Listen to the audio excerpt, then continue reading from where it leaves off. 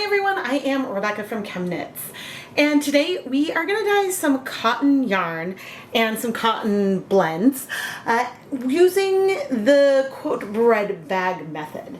This is a technique where we're going to take our yarn, we're going to mix our own custom one-step tie-dye mixture using a combination of fiber reactive dyes and soda ash. And then we'll apply that dye onto the yarn inside a bag and sort of squish things around to apply the dye to the yarn. Now, I think the only time I've done this on cotton yarn so far was when I did this with a single color to create something yellow. But I've played around with this a few times using acid dyes and wool-based yarn for really stunning effects. And I guess I just want to see what kind of random effects I can get on the cotton yarn. Before I chat more about the yarn that we have here, I want to give a huge shout out and thank you to Kathy Waltz, my lab partner for today's episode of Dyepot Weekly.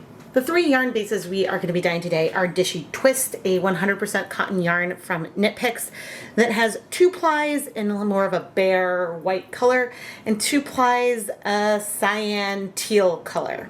We have Sugar and Cream in white. This is also 100% cotton.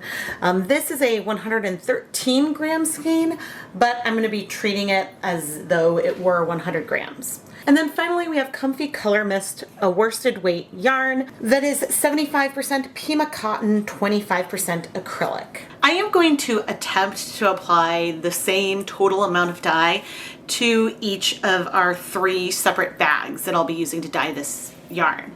And my hypothesis is that the Color Mist, the cotton acrylic blend, will have slightly paler colors overall than our other 2. It's hard to say definitively until we actually try it because I suppose there's some other variables based on how much I press on the yarn and things. We're going for random color placement, but it's also just as possible that all the colors I apply are gonna blend together into one color. And that's why I also am bringing in that twist today, because since we have a pale, like a white and a blue twisted together, those should, even if they absorb the same amount of dye, we should still see that twist effect in the finished yarn, and that'll be fun. I now need to go wind this into a skein versus having it in a ball. I suppose we could do this technique with the yarn in a ball, and if you want to see me do that, let me know down in the comments below. But I'm gonna wind it so we can go pre-soak it. And if you want to learn more about any of the yarn bases I'm using in this video, I do have links and affiliate links down in the video description, and I may earn a commission if you make a purchase through one of those companies after clicking on the links. They're clearly marked. And if you want to see the first time I ever tried this technique, go and check out Dyepot Weekly number 301. I haven't picked the colors that I want to use yet, but I want to point out the color difference we have here. The Sugar and Cream is a bleached white. The Comfy Color Mist is a more natural off-white. It has more yellow in it. And then of course we've got the blue from our Dishie. I want to pre-soak all of the yarn overnight so it is really well saturated. We could end up with some of the bare colors present from this technique, but without a long soak, we are more likely to have some dry patches that don't soak up liquid. And I'm not scouring the yarn today, but ironically I've found things like Dishie to not be super absorbent, and I wonder if a good scour, or meaning like a wash with soap, would make that somehow better. But anyway, I'm not planning to put soap in. I'm curious if we'll see some color in the water. Sometimes, I don't know if Color Mist has done it, but sometimes some cotton yarns, when you soak them, you'll see something come out in the water from that first soak, which actually could be a reason why pre-washing the yarn could be a good idea. I'm not adding any soda ash to our pre-soak because we are going to be adding that with the dyes. And yeah, this is going to pre-soak overnight for probably just one night, but it could be more than one. We will see. But anyway, I'll see you tomorrow. Today for our colorway, I want to go for something in the green family, And we're gonna do this using a blue I've actually never tried, royal blue, lemon yellow, which is the main color I did for this method last time.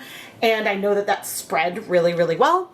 And then we also might use a little bit of black. And this black is Raven. These are all DHarma fiber reactive dyes. I put on my deluxe rubber respirator mask, safety glasses, and gloves to start mixing my one-step tie-dye powder. And the ratio of dye to soda ash that we want is 2 parts dye, 1 part soda ash. I believe the recipe on DHarma's website said to use 2 teaspoons of dye to 1 teaspoon of soda ash. And in Dyepot Weekly 301, I used 1/2 teaspoon of the lemon yellow plus 1/4 teaspoon of the soda ash powder. And I remember I weighed them out because I was curious and the weights were identical. And so that was really surprising back then. I want to go for something saturated today. So I'm gonna pump up that yellow and use 1/2 teaspoon of yellow plus 1/4 teaspoon of soda ash. But I'm measuring this out 3 times, 1 for each set of yarn. This way I can add at least a similar amount of color to each versus doing it by feel. This will give us a better comparison in the end. For the royal blue, I took also 1/2 teaspoon of the dye and 1/4 teaspoon of the citric acid powder. But I did this one time and then divided it into 3 different 1/4 teaspoon batches. So that way we could have this at a ratio of, I guess, 3 parts yellow, 1 part blue. And as for the Raven, I'm planning on adding just a tiny bit of that with a little spoon after we see what the yellow and blue are doing. Because if we need to add more dye, we can add more dye and adjust the color, because there's nothing that says we can't do that. I'm still wearing my mask, but I'm bringing over 3+ bags. See, the water is looking a little yellow. I'm gonna squeeze out a lot of the water. At least I think that's what I want to do. Then I'm going to open a bag and place the 100 grams of yarn in. The zip ties are a little inconvenient, but to some extent it is what it is. Maybe it was a mistake for me to not look and see exactly what I did last time.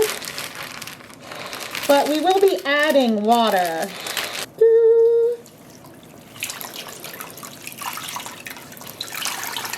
This is that sugar and cream. And I'm going to open the bag. Notice I'm folding that edge over a little bit, just so that way hopefully I can keep the dye inside the bag. And now I am going to reset and rearrange our setup here. All right, and now to this. I'm going to do this a little bit. Oh no, well that mostly just went down the side. I was like, oh, I'm going to do this a little randomly. I mean, the yarn is in here very randomly. It is what it is.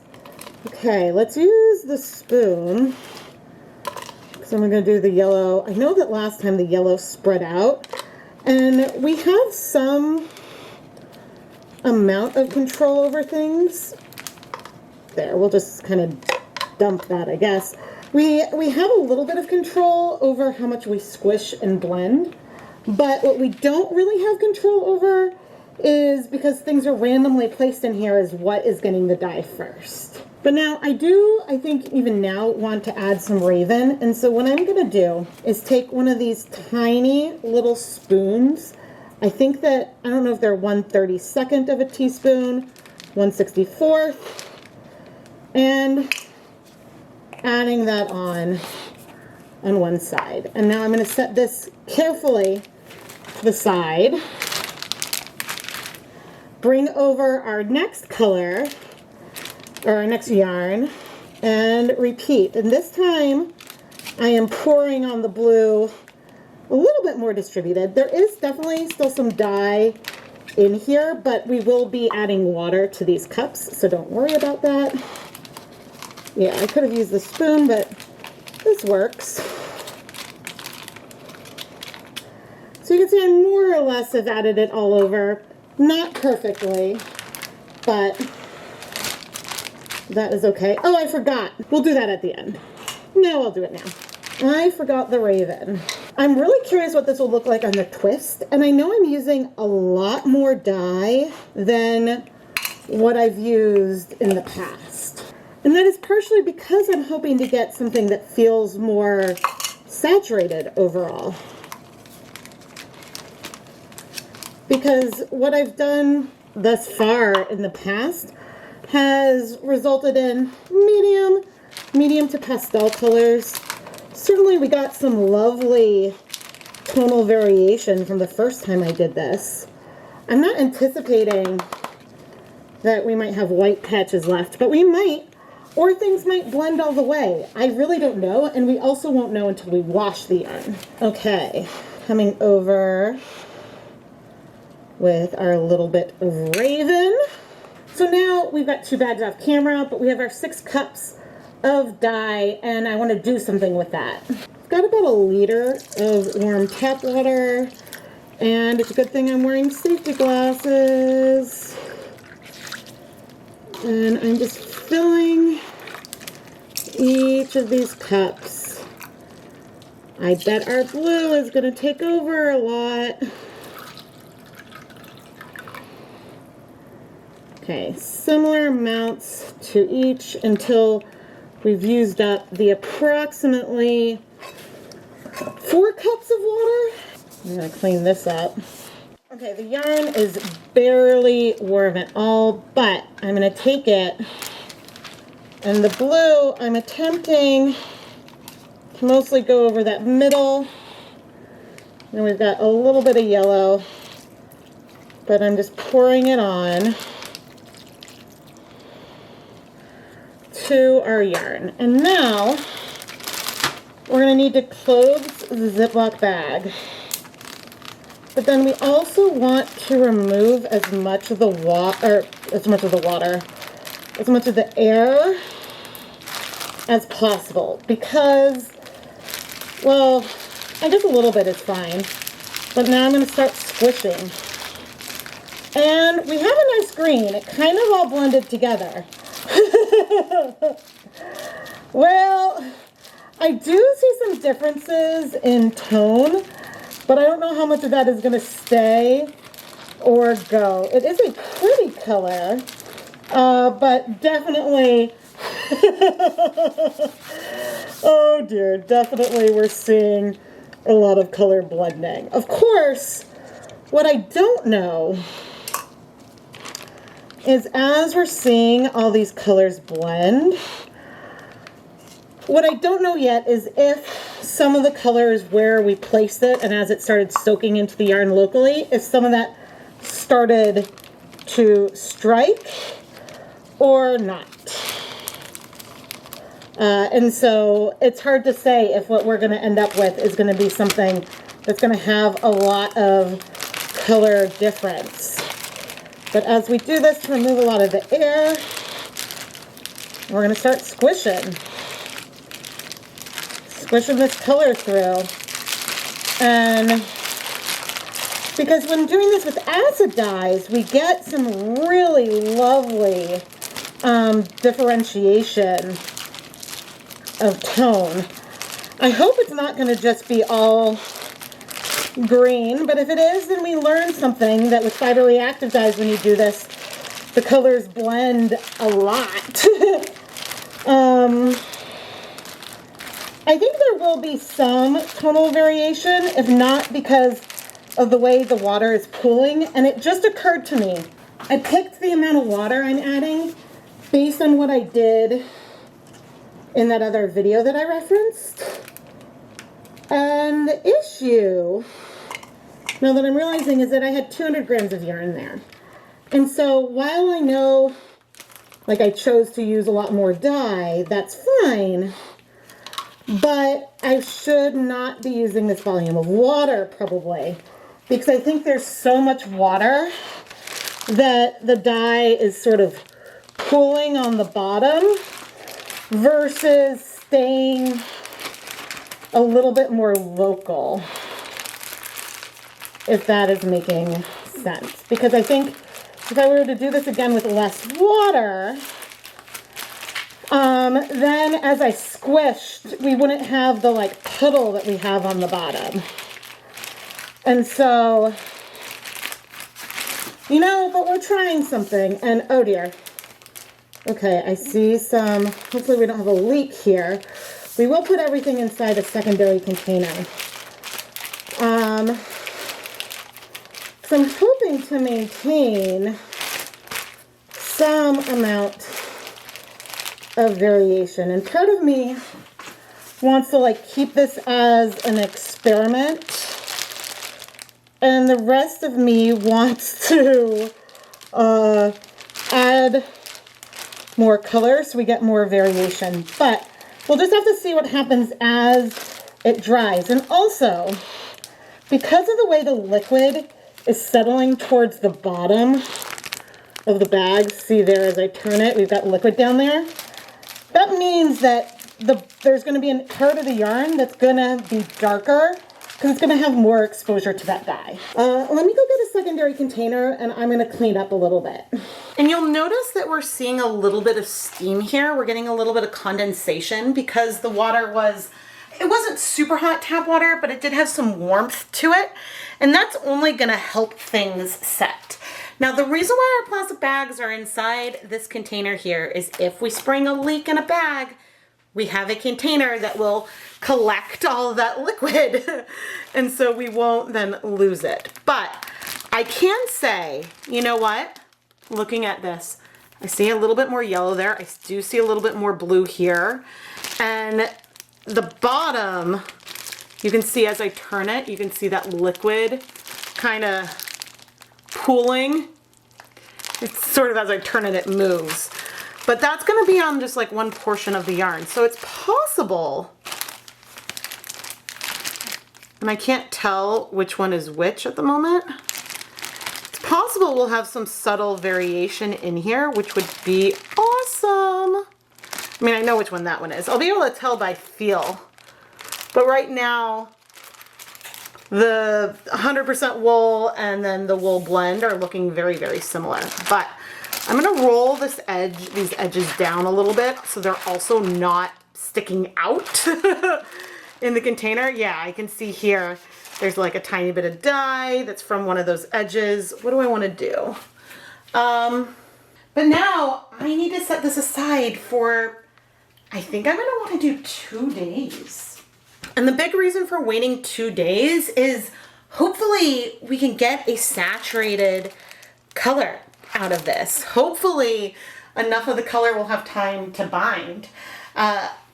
It's hard because one of the last times I dyed yarn with fiber reactive dyes, when I changed the proportions of dye to yarn for cotton that I was using, I don't know why the protocol, which seemed wrong to me, it felt very, very wrong, said to let it sit for 30 minutes. And I was like, that doesn't seem like enough time. And you all agreed with me in the comment section of that video that 30 minutes was not enough time. Now, we could go ahead and steam set this if we wanted to. I have found that at least with like tulip one-step tie-dyes, steam setting for 30 minutes is sort of equivalent to letting the yarn sit for 24 hours. But today I am going to let this sit and we're going to let time do her job. And honestly, maybe I will just go ahead and stick a paper towel in on these sides and that'll tell me something about leaking. We could go ahead and let it sit for a day or two and then steam set it, but also I don't think that that's necessary. It's not necessary with tie-dye. You can really just wait a couple of days, and that's what we're gonna do. We're gonna wait, we're gonna see, and we'll come back in a few days and hope that we see some cool variation in there. Again, it might just feel like a tonal yarn, but I'm hoping I can see some hints of some of those colors from the beginning. Cross your fingers for me. It's been about 2 days, and okay, in this one, ooh, okay, I do see a patch up here that looks a little more yellow. Can you see through the bag? There. Maybe you can see that patch in the end looks a little more yellow, some more green, and I think we're gonna have some deeper color from where the dye has settled. If I tilt it like this, you can see a lot of that liquid coming over there. Okay, for our twist yarn, I don't know if we're gonna see tonal variation in here. Maybe, but it's hard to say because the twist has multiple colors already.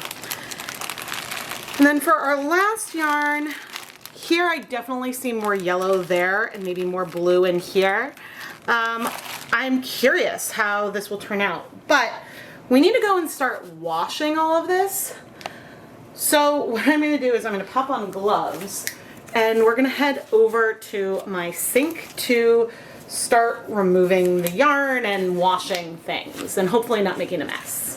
Okay, I think the way I want to do this is by removing the bags from this pan. I'm going to start adding water into the pan, and as I bring this up, I'm going to attempt, that might not work well. We'll just pop the whole thing in. And I'm going to rinse out the bag. We're just gonna pop everything on in. I was gonna try to squeeze out some of the water or some of that dye, but you know what? I'm not really worried about back staining today because our colors are so green that, ooh, look at that. This one has a lot of variation in it already. Ooh, all right, I will be right back. Okay, we can see that the water is super green. Let me find all of the zip ties.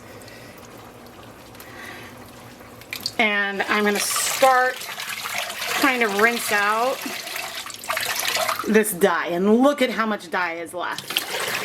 Oh my gosh, that is a lot. Now, the reaction that you get with fiber reactive dyes plus soda ash is a reaction that forms a covalent bond with the yarn, and so you can get permanent color addition. The downside is that these dyes in these conditions also react with water. And so therefore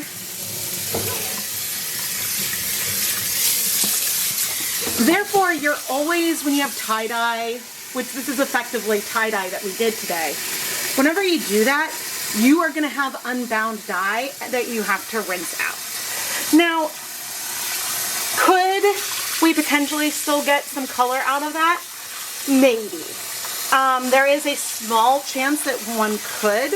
However, my hypothesis is that it would give us a light staining at this stage, and most of that color,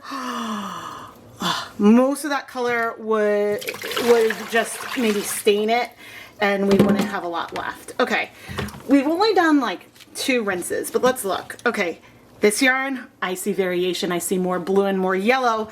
Maybe those colors did strike a little bit where we placed it. I see some blue and yellow in there. And is this our acrylic blend? I see different colors in there. That is awesome. That is super, super awesome, and I'm excited. Now, that chance of staining that I mentioned, staining, and you know, there could be some dye. It just would give us something very pastel, especially because as we rinse the yarn, the soda ash is gonna start coming out.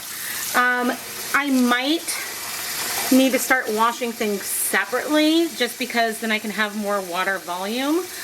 But while we still have bleeding, it's getting less and less. So I think what I might do right now, I'm debating letting things soak for a little bit, but I don't think I want to do that yet. I think I want to rinse it. One of these days, I should get like an insert for a catering steam pan and just like rinse things outside with the hose. I wonder if that would help, because yeah, we still have a lot of color, and the goal is to reduce that. Now, whenever I tie-dye t-shirts, I usually will wash them on their own multiple times before I go ahead and before I'll let myself wash them with the rest of the laundry, just so that way you don't have like a red shirt, pink sock kind of situation. But at this stage, I would probably remove my gloves, but there's no harm in keeping them on since I have them on here. Okay, but finally, you can see that our water is getting lighter and lighter. And our yarns here are green, but we definitely have different tones of green in there. So far, the colors aren't necessarily that dark. Hopefully they won't feel pastel when they dry. Cotton does get a lot lighter while it dries, but I'm trying to be optimistic here.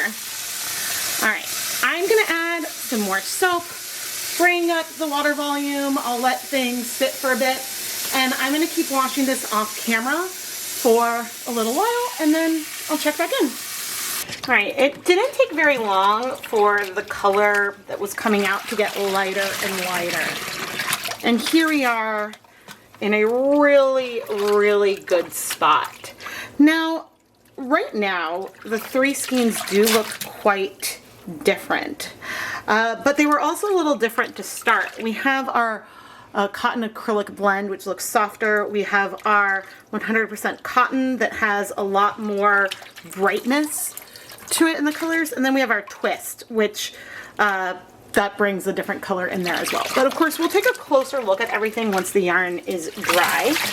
But for now, that's looking really clear. I'm gonna go put this yarn through my spin dryer and hang it up to dry. It'll probably take a couple days to dry because it's cotton. Here is the finished dry yarn, and I'm pleased to say that things don't feel too pastel. There are elements that feel a little bit more muted, but I also did add in colors that would result in a more muted green versus going for a bright green. If I wanted a bright green, I should have used the yellow and turquoise to get that bright green. I haven't done triad color mixing with fiber reactive dyes, but here's an image that I did using acid dyes where I've mixed yellow and blue, and then here's a different one for yellow and cyan, and you can see a little bit of the difference in the colors that you get. Now, I will add that our two 100% cotton yarns are a bit more vibrant than our cotton acrylic blend. And if you think about it, that makes sense because we're not dyeing those acrylic fibers, and so therefore that makes this one feel a little bit more muted. One thing that's fun to see is you almost see blue speckles here. There is some amount of the dye that did start to strike to the yarn before I started squishing things around and moving it. And so that's really exciting. I mean, I know there's other variables in the way we had things laid out in these Ziploc bags, but can you imagine setting up the bags in the dye and then immediately adding water to one, waiting 5 minutes or 30 minutes before adding water to some of the others just to see what would happen? I don't know, something about that just excites me. There aren't too many conclusions I can make about the different yarn bases. They do each look and feel very different, and I don't think that that's about the order that the colors were added, but about this is an acrylic blend, this one was bleached white, this one was more off-white with then, I think, a blue twist to it. And so that brings in differences. Let's take a closer look at this 100% cotton. We definitely feel some of the areas that are more blue and that are more yellow in here. I remember feeling so nervous that everything all blended together really, really quickly. And yes, things did, but we still have, ooh, is that some almost gray from like the black? There is nuance and depth in here. Now, do I need to add even more dye? Would that give us something that's even more saturated? I don't know. It feels like I was using a lot of dye on the yarn this time, and so I don't know. The camera isn't really doing justice to the beauty in this Dishie twist. We've got a more vibrant yellow green down here, some more muted tones, and it's variegated in a nice random way, and this is super exciting for me. Now, I picked yellow and blues, so I don't know if I were to start with some fiber reactive dyes that were pre-mixed maybe, but like closer in a similar color family, how that may or may not turn out. But certainly this was really fun, and I'm just so glad it's not just one tone of green. I'm so happy we feel these different tones in here, because that is what I wanted. Texturally, this cotton acrylic blend is the softest. I think it is the, quote, nicest yarn with the best drape out of all of them. Then after that, I would say the Dishie is a little bit softer than, I think this was Peaches and Cream, which sort of stands for a reason, I think, for the relative price points of the bases. Ooh, I have a little pink speck here. Well, that's pretty cool. I'm pretty darn pleased with myself. And Comfy Worsted, that is the cotton acrylic blend from Knit Picks. And I will have that specific yarn base, actually all of the yarn bases that I used in this video, linked down in the video description. Some of them might be affiliate links, but I have those clearly marked. I think it's hard for me to say which one of these is my favorite. The Comfy Worsted is the texture that I think I would most enjoy knitting with. I think that the twist is super cool. And the Sugar and Cream, or Peaches and Cream, whichever it was, that took up color really, really well and quickly. I don't know if bleaching makes the color absorb faster. Apparently it does that in human hair. From, I guess, TikToks I've seen, if someone has processed hair, the cuticles are more open so it can absorb dye faster. I have no idea if something like that is similar with cotton. And the reason why I'm laughing here is that obviously plant fibers and protein fibers like wool or human hair are structurally different. But I wonder if something about that makes it easier for it to absorb color. I don't really know. Kathy Waltz, thank you so much for being my lab partner for today's episode of Dyepot Weekly. I really hope you have enjoyed me revisiting this technique, which I did for the first time on cotton yarn, and then I've done multiple times since with acid dyes on wool-based yarn. So it's fun to come back to this and look at it using multiple colors on cotton. And I know that many of you are going to be very excited for more cotton dyeing videos, and I'm excited to make those as well. The thing I'm still unsure about is, should I heat set? Because to some respect, heat would speed up the rates that the dyes would react with water. It also does increase the rates that dyes react with cotton. I don't know. I don't know how much of a difference that would make. And this is something where when it comes to acid dyes, when I know that I need heat, acid, time, like there's so many ways you can combine those, but ultimately I have a feel of what I need to do. And since all the dye exhausts in those circumstances, then that, I guess it helps to just know that, because since the dye all exhausts, then you know, okay, if I want a deeper color, I need more dye. But with fiber reactive dyes in cotton, I could change the ratio of dye and soda ash. I don't know how much of a difference that might make. You can do room temperature, you can add heat. So there's circumstances there. You can do a one-step, quote, tie-dye like we did today, mixing the soda ash and the dye.